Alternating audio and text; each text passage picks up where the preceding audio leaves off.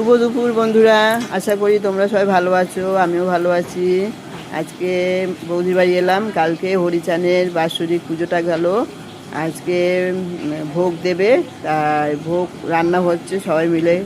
সেটা তোমাদের সঙ্গে আমি ঘুরে ঘুরে দেখাচ্ছি। আমার বৌদি দেখো, এই যে অন্নভোগ হচ্ছে। দাঁড়া, এই যে ভোগ হচ্ছে দেখো, সবাই ব্যস্ত। আমার সব বন্ধুদেরকে এখানে ঠাকুরের ভোগ রান্না হয় বলে আলাদা ঘর করে নিয়েছে।